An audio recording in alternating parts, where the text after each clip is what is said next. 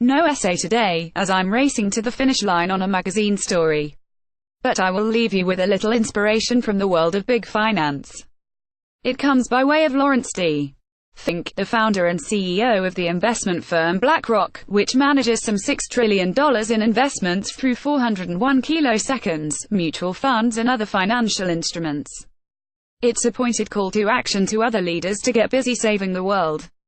He's written a letter, which he shared exclusively with the New York Times' Steelbook column, which calls for a new kind of shareholder engagement, one that emphasizes long-term benefits, in lieu of short-termism and money-wasting proxy fights. Society is demanding that companies, both public and private, serve a social purpose, he said. To prosper over time, every company must not only their financial performance but also show how it makes a positive contribution to society. And, he's made diversity a non-negotiable line in the sand. We will also continue to emphasize the importance of a diverse board. Boards with a diverse mix of genders, ethnicities, career experiences, and ways of thinking, have, as a result, a more diverse and aware mindset. They're less likely to succumb to groupthink for miss and new threats to a company's business mode. And they're better able to identify opportunities to promote long-term growth. The letter is being sent today to the chief executives of the largest public companies. I thought you'd like to be in the loop on this. If you work for a large public company, today would be a great day to ping your CEO and see what they have to say about the letter. Do let us know how y'all are planning to make those positive contributions to society. Would love to help. Opinion: Trumpism at odds with Martin Luther King's philosophy. Writer James Braxton Peterson, the author of Prison Industrial Complex for Beginners, and host of the Remix podcast on WHYY, explains how the current administration's operating system is radically opposed to King's vision of American promise for all. Whether it concerns poverty, racism, or war, Trump represents everything that King built a legacy to resist and reject, he says. Click through for some more of King's work that doesn't typically get cited, like this passage from his first public anti-war speech, delivered in April 1967. Our only hope today lies in our ability to recapture the revolutionary spirit and go out into a sometimes hostile world declaring eternal hostility to poverty, racism, and militarism, said King. Fortune: Philip Roth has been reading Ta-Nehisi Coates. The storied novelist has been retired for several years now, but he remains sharp and aware of world events, and has important things to say about things like the current unraveling around sexual harassment claims. Trump fans will not like his comparison between the fictional President Lindbergh in The Plot Against America, and the current president.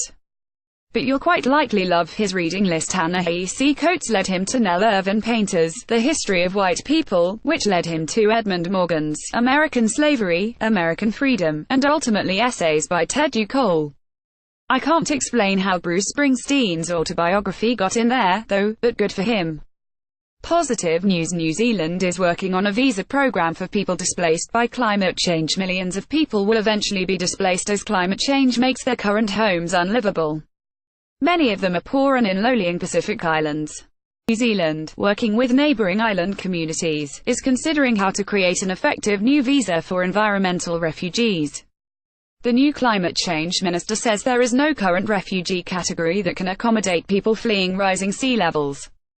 Positive news: jumping through hoops for hoop earrings. Sandra Garcia stopped wearing the joyous baubles when she was 17 years old. By the time she was a grad student at Columbia, she was wearing only diminutive stud earrings. I felt that wearing large hoops would make me stand out, make me seem too loud, too visible, too ghetto, too black, she says. But after an image of a mural created by a Latina college student proclaiming, "White girl, take off your hoops," went viral, she reconsidered. It's bigger than cultural appropriation. Women of color are judged for wearing the very things that are considered edgy and fashion-forward on white women. Black style has to be contextualized differently in order to be seen as luxurious, says designer Jamil Mohammed.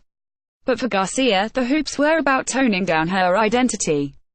Earrings were easier to remove than my last name, my accent and my tendency to roll my eyes in dissent, she says.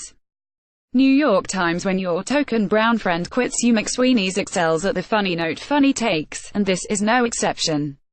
Anjali Jetty does a terrific job of articulating the many ways brown people are misused as a diversity resource, either as a checked box. I will no longer pretend to represent the point of view of all brown people because brown people do not share the same point of view, or a Google alternative. When you want to know what DACA stands for, or who the Rohingya people are, or what mass incarceration is, you will need to search reliable online news sources yourself.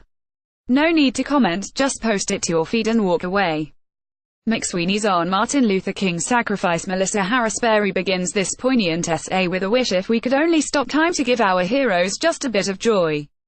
She focuses on a photo of King playing pool, looking uncharacteristically relaxed. The photo inspires a happy fantasy of Dr. King retiring into raucous, old black manhood, she says. His short 39 years were filled with the work, focused on social change and advocating on behalf of the poor and oppressed. And, as his final speech suggests, he was aware that his life would be cut short. Strangely enough, I would turn to the Almighty, and say, if you allow me to just a few years in the second half of the 20th century, I will be happy, he said the day before he was murdered. She ends with gratitude. I want him to be happy and to long, but he chose instead to sacrifice to fight for a world for all of us who had not yet even been born. Edit post.